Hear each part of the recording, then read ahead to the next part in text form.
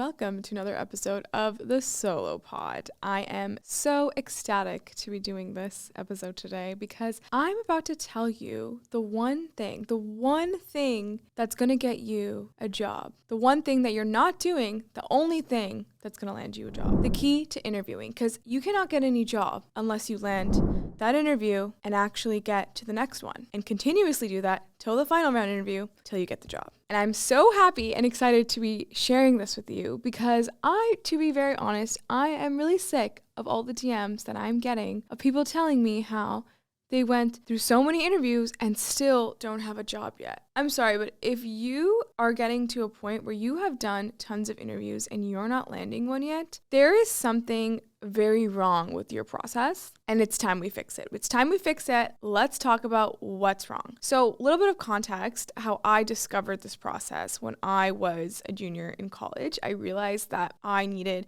software engineering experience on my resume if I wanted to be a product manager. At that time, there was a lot of stereotypical, responses to people who did not have computer science majors who wanted to be a product manager. This is not really true today. I think people are more accepting of people being product managers without those traditional technical skills. But at that time, every recruiter I talked to told me, sorry, you can never be a product manager because you're not a computer science major. And I'm a junior at this point, right? I do not have time to go and get a computer science degree. I have a couple semesters left before I'm gonna get recruited for my full-time job. So I figured what could possibly be more validating than a computer science major, probably some work experience at a big tech company as an engineer. That's probably the only thing that's more legit than a computer science major. So I was like, great. Well, I'm a junior and they're recruiting now, so I have 4 months until the recruiting season's over. So I have 4 months to land a job as an engineer. And looks like I got to teach myself how to code. Looks like I had to figure out how to master this software engineering interview. And the reason why I want to give this example was because I would argue that the software engineering interview is probably one of the hardest interviews you could possibly have. Most jobs, the interview is way more chill. You don't have to sit there while the interview is staring at you and you have to write code on the spot. So that is why I'm bringing up the story, because if I can do that with this strategy, you should be able to do any job interview with the strategy that I'm about to tell you. At the time, I barely knew how to code. So what did I start doing? I started practicing all the classic interview questions every single day. I did tons of questions every week. And I started dropping my resume in maybe 1,000 jobs by the end of it, and making sure that I was just optimizing for applying to as many jobs as possible and getting as many interviews lined up on my calendar. And guess what? I got rejected. I failed 49 interviews.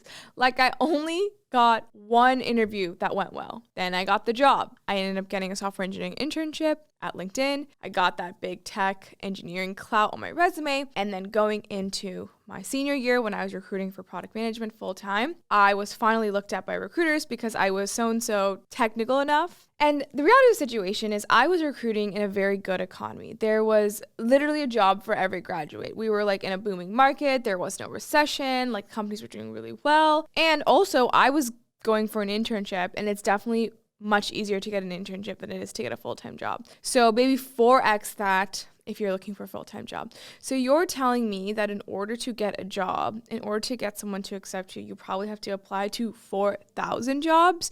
You have to do 200 interviews. That's the real thing that I want to talk about today. How come doing that many interviews, that many job applications almost basically guarantees a job? Because what happens is you're consistently putting your body in that environment, in the nerve-wracking environment of an interviewer staring at your face and asking you to answer a problem. And this is very scientific and biologically proven. There is no way around it. If you're doing something that's uncomfortable, that you're nervous about, you will definitely operate less productively, less efficiently. So how do we get to a point where we can show up to the interview and we can unlock our full potential and we can actually genuinely give it our best shot because we are not being impacted by the fight or flight in our body that are causing us all these stress responses? Practice. That's the one thing. That's the answer. You have to practice. And I'm not saying you sit in your room alone and practice staring at a mirror. I'm not talking about the practice where you do in your bed at midnight looking through questions and answers. That's fake practice. You're not actually practicing under the right circumstances. So when you show up to the interview, your body reacts differently in that moment and your brain is not able to focus, and then you do poorly in the interview. That's exactly why. So what I want to go through today is I want to go over how can you prepare yourself in the right environment so that when you get your shot to land the interview, you do well and you actually get the job. So what we're going to do is we're going to talk about how to actually set that up with your friends. How do you actually meet and find friends who are similarly in the same process as you, who want the same job as you, who are at the same level as you? It's pretty hard. You probably don't have that many friends you can have as accountability buddies. So you have to go find them, because what you have to do is once you find these people, you need to set up a mock interview every single day of the week, and you guys are going to interview each other.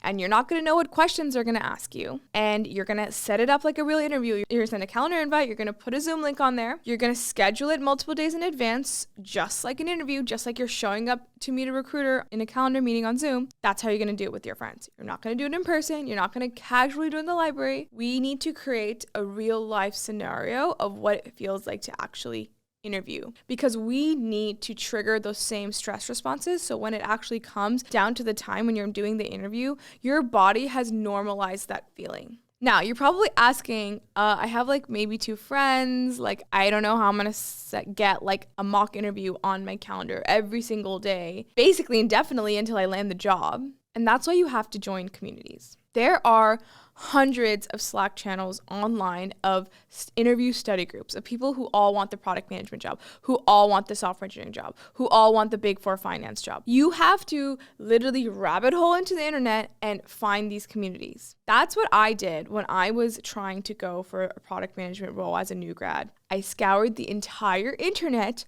for literally any single person on the internet who was interested in being a product manager, and I would message them and I would say, hey, I'm trying to get this job. Would you be interested in doing a mock interview practice with me? Let me know when you're free.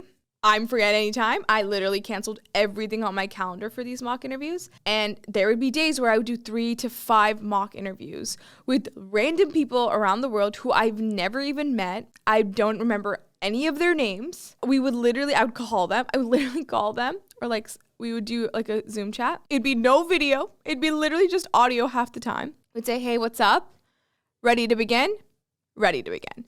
And they would ask me like 5 questions. I would respond. They would give me feedback. Then I would ask them 5 questions. They would respond and I would give them feedback. And it's so phenomenal. It's such a great environment because we're learning from each other. Literally in real time, we're both getting better. It's like this perfect transactional relationship where you are actually simulating the real environment of an interview. And at the same time, they're getting something out of it equally as you're getting something out of it the entire time. It's not that when they were doing the interview and I was listening, I was getting nothing out of it. No, I was also learning. It was also interesting because they're giving me feedback. How do I know their feedback is good? Well, we're both studying the same things. We're both preparing for the same interviews.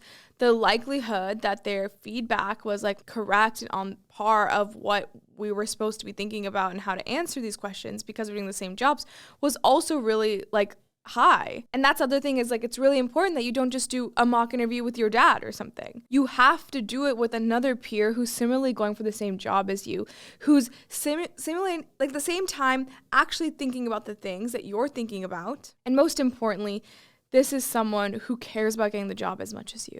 And I literally think everyone does this wrong. I don't know anyone who does this strategy. I don't know why all the jobs that I have applied for and gone for, I have done this strategy and it's 100% of the time worked. It worked when I had 0 coding experience. It worked when I was going for a job that only 10 people in the world could get at that year. I was literally competing with MBA grads and I still got it. Like, if that doesn't convince you that this is a foolproof method, I'm not a genius also. This is why, have you heard like when all these content creators say the best way to grow, the best way to go viral is like consistency, doing it every single day? Why? Because the act of literally making a video and publishing it online for everyone to see is so realistic. It's so real life. It's so nerve-wracking, so much pressure. And if you do that enough, you make that a habit and you're consistent enough and do that every single day, at some point, you're going to be good at it. It's going to feel natural. And content that is good and looks natural and doesn't look try hard, that's what always goes viral. It is like a philosophy that exists for really anything. When I was raising money for my company from investors, I literally had to talk to like maybe 5 to 7 calls a day, and I think I raised for like 3 months. You do that math and like think about how many calls I had to have before I got like, I think in the end I only got like a few checks. No matter what I've achieved in my life, it has always boiled down to math that looks very similar, which is like hundreds and thousands of shots I take, a couple hundred, real life situations of actually asking for the job, asking for the money, and that always only a couple come through, if not just one, in the case of my job every single time. Same with content creation. It's funny how it works because you can literally post 1,000 videos, but it'll be like 4 or 5 of those 1,000 videos that really went viral and got you all your followers. And you might be thinking, well, why didn't I just do those 4 or 5 videos and I got all my followers? Because you needed to practice those 1,000 times to get virality those few times. It was part of the journey, it was part of the process. All of it mattered to get you that. If you feel like you can't find like Slack channels and communities to join, you can go to networking events and like meetups and whatever you need to do to find these people and really get those meetings scheduled on your calendars to simulate those real life interviews. If there's no networking events, you start your own. Start your own accountability group. Start your own club. Post on social media, hey, I'm trying to get this job. Who wants to join this group chat with me? We can all practice together. Why would other people not want to join that? There are other people who have the same problem as you. I literally could bet money that you just make one post, you can easily get 50 people in that group chat in like 48 hours. So no complaints from anyone saying that they cannot find those types of people. Okay, let's go into a little bit of like more of the nuances of this process. What I'm specifically talking about for these interviews are interviews where you get questions that you can't predict. So these are questions that require you to kind of like really use your brain in the moment, trying to think of strategy, be creative, and come up with a good response, which really requires a great level of focus from you. But there is also one half of the interview process where you're getting questions that you expect, such as, tell me about yourself. Or, I saw that you had work experience at X company on your resume. Can you walk me through a project you did at the company? There is like a set of like 40 or 50 behavioral questions that no matter what job you're applying for, you will be asked those questions. So for those questions, I'm not joking when I say this, go make a Google Doc, literally type out bullet points or paragraph or however you like to prepare for this, for every single possible question you could be asked, and literally memorize it. Like, there should be no room in an interview for you to mess that up. If it is, you don't care enough. You don't care enough to get the job, because I'm literally telling you exactly what those questions are and that it's going to happen. It's like inevitable no matter what you apply for. You know what I mean? If you don't know what these types of questions, behavioral questions that you need to prepare for, I have like all these questions in my link in bio as a free resource for you guys to use. I literally do the work for you. Download that and write out those questions. I even have examples of my questions, of my answers. Literally take my answers and tweak them for you. Okay. The other thing that, if you don't think that my behavioral questions is enough, there are plenty of resources through Reddit, Glassdoor, like books. There's lots of books for a lot of these standard jobs that literally run through every possible question you could get. Like, you can find them truly anywhere. You can even ask your friends who went through the process. I know that a lot of you feel like, I don't want to ask my friends, or like, I don't want to tell my friends because they're recruiting for the same job and either they're going to get it or I'm going to get it.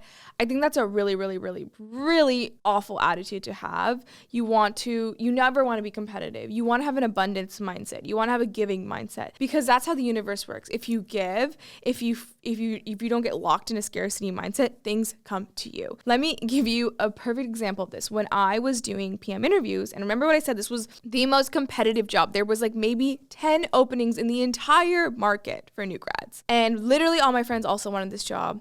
So what did I do? Anytime I had an interview with a company, I would document right after the interview was over, I would document all the questions I was asked and I would share it with my friends. Now you might be thinking, why the heck do you do that? That's literally stupid. Like, they're going to now do better in the interview because they're going to take your questions, they're going to practice it, and then they're going to nail the interview. Fine. I want them to do well, because I don't believe that they're going to get the job over me. I believe that if I'm the right person for the job over them, then I'm going to get the job. Whoever is the right person for the job is going to win at the end of the day. And the reality of the situation is I trust my work ethic and I trust the way that I live my life. And I know that if I practice and give my whole heart and soul, I will win at the end and I will get it. Guess what happened? This is the funny part. Because I was giving all my friends the answers to these questions, they felt super obligated in their interviews to give me the questions that they had. So I ended up creating this massive document of every question from every company that was mostly my interviews, but collaborating with some friends. But the thing is, because they were being competitive, they weren't sharing with each other. So I had all the questions at the end. They only had parts of it, and I had all of them because they felt obligated to share with me because I was so giving up front.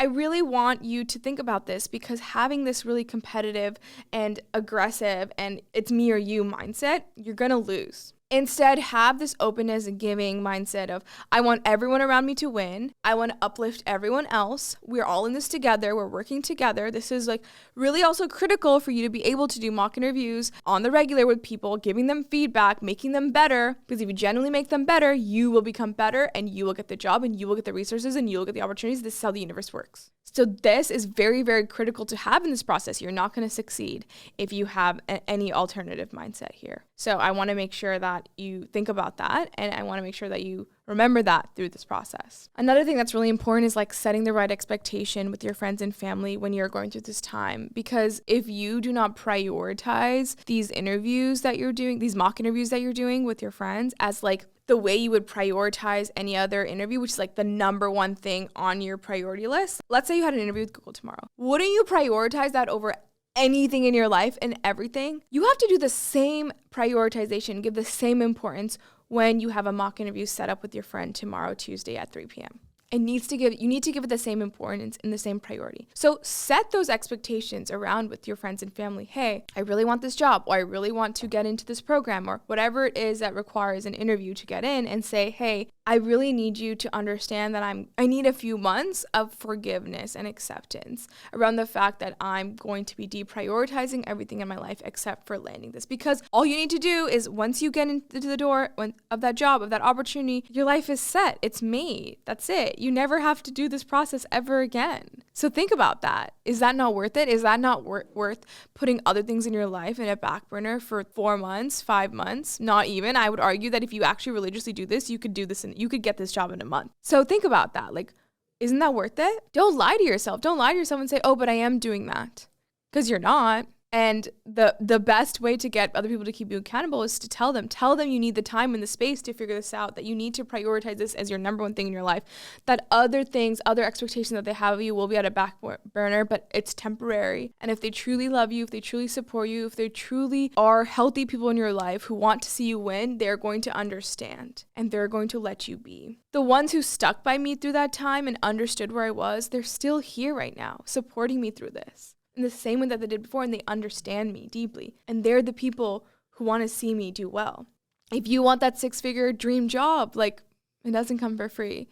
It hurts. There's compromise you're going to make. You're going to lose people in the process. But just like anything in life, great things, really, really, really tough to get. Same thing with my business. Like, it's not easy to build a business. And I'm not even going to sit here and say that it's much harder to build a business than get a job. Like, both are actually genuinely very hard. It's all hard. Like, they're all great things. They all offer financial stability and balance in your life and independence and autonomy to be who you want, do what you want. Like, these are amazing things. I would argue that they're all hard to do. I will say one thing. If you're listening to me talk right now and you're feeling exhausted and you're feeling burnt out and you're feeling like scared and freaked out to go into this process, I think this is the wrong time for you. I think you're in a rut. I think the job search process has traumatized you and you're feeling very rejected right now, and I think you need to take a break and I think you need to step away from the process. Because if you approach these interviews and if you approach this process with fear and with exhaustion, like it's inevitable you're going to fail. And when you show up to interviews, it's going to be obvious how little confidence you have in yourself. No one wants to hire someone like that. And there's no way to hide that energy. So if all this stuff that you're hearing right now is just freaking you out, that's just a wrong flag. Like, you should hear this and you should feel exhilarated and excited and ready to grind, knowing that you're going to come out of this process with your dream job, with your dream, whatever business, whatever it is you want. You can kickstart the process 1 month later and give it your all and come out of it in 5 months being like, I got everything. Versus you feel burnt out, you ignore the emotion, and this drags along for another year or another year after that, and it just destroys you. Take a break. There's nothing wrong with taking a break, and allow that. Do what you need to do to truly come back to this process with every piece of energy you can possibly bring to the table for this, because that's what you need to land that job. The best part about it is you just need one thing: practice every single day until you get it. And I'm so excited for you because I'm so confident. I'm so confident in the strategy. I know it's going to work for you. I'm finally going to stop getting those DMs. Oh my God, I didn't get the job again. And I'm going to finally start getting the DMs of like, I can't believe I finally got it. Thank you for sharing your experience. Please, I want those DMs. Please try it out. Let me know what you think. And I'm really excited to hear from you guys. Thanks for listening.